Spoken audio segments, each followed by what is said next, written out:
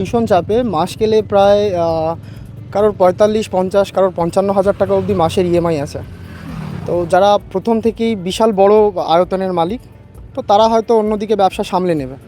যারা ক্ষুদ্র মালিক আমার মতন, যারা আরও অনেকেই আছে, নিউটাউন ঘুরলে প্রচুর এরকম পাবেন, যারা খুব কষ্ট করে একটা বা দুটো গাড়ি কিনেছে, সমস্যাটা সবথেকে বেশি তাদের হবে। কেননা একমাত্র এইটাই ইনকাম ছাড়া আর অন্য কোনো ইনকামের ব্যবস্থা নেই। আর উবারের ভরসায় এত বড় একটা গাড়ি, এত টাকা ইএমআই লোন দিয়ে নেওয়া, তো এর মাঝখানে যারা আমার মতন ক্ষুদ্র ব্যবসায়ী, তারা সত্যিই খুবই প্রবলেম পড়বে। মাত্র ১.৫ বছরের মধ্যে ব্যবসা লোপাট হয়ে গেল আর কি। কলকাতার রাস্তা থেকে উবের শাটল উঠে গেল। মানে ২রা এপ্রিল থেকে এটা উঠে যাওয়াতে যারা অফিস যাত্রী, যারা কম খরচে একটু আরামদায়ক যাত্রা নিতে চান, তাদের পক্ষে এটা চাপ হয়ে গেল। ঘটনাটা হচ্ছে যে উবের শাটল ২০২২-এর এন্ড থেকে শুরু হয়েছিল। বেসিক্যালি এসি বাস নামায় উবের, লাইক ক্যাবের মতো, যেখানে কিছু ড্রপ পয়েন্ট থাকবে, যেখানে উবেরের মাধ্যমেই বুকিং করে long distance like single person Uber taxi বাদে বা উবের বাইক বাদে যে কেউ যেতে চাইছেন এসির মধ্যে। যদি নতুন কোনো কোম্পানি লঞ্চ না করে, তাহলে এই গাড়ি মালিকরা পথে বসবে। ওরা শুধু এইটুকুই জানাতে পারলো যে হ্যাঁ, আমরা ব্যবসা তুলে নিচ্ছি, আমরা সামলাতে পারছি না। কিছু জায়গায় এগুলো উড়ো খবর, এটা কতটা সত্যি সেটাও জানা নেই।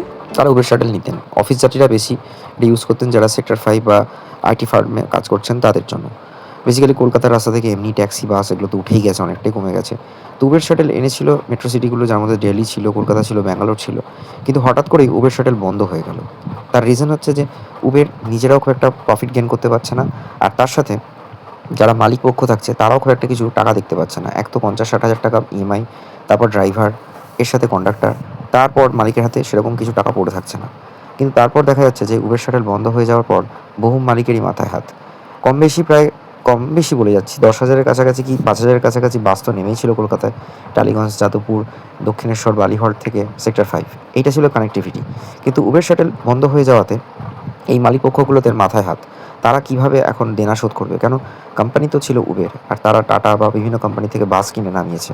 এত দামি দামি বড় বড় বাস, যদিও দেখা যায় যে উইপ্রো অফিসের সামনে বহু উবের শাটল পড়ে রয়েছে, তারা মেনটেন করতে না পারার জন্য বহু রাস্তায় বাস মাটি হয়ে যাচ্ছে। এখন এই অফিস যাত্রীদেরও মাথায় হাত, তারা কী করে অফিস যাবে? এমতাবস্থায় সিটি ফ্লো নামে একটি বাস অ্যাপ কলকাতায় হাজির হয়েছে, যেটা অন্যান্য শহরেও চলছে।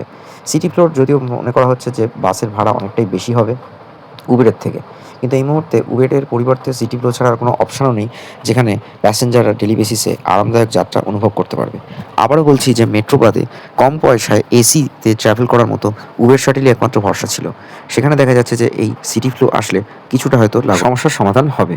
কিন্তু এখানে মাথায় রাখতে হবে যে সিটি ফ্লো কিন্তু একমাত্র মার্কেট কন্ট্রোল করবে, সেক্ষেত্রে ভাড়া অনেকটাই বেশি হবে। তাই মনে হয় পরিবহন দপ্তরের কোনো অ্যাপ কন্ট্রোলিং রেগুলেটরি কমিটি দরকার। দেখতে থাকুন বং স্টোরিজ।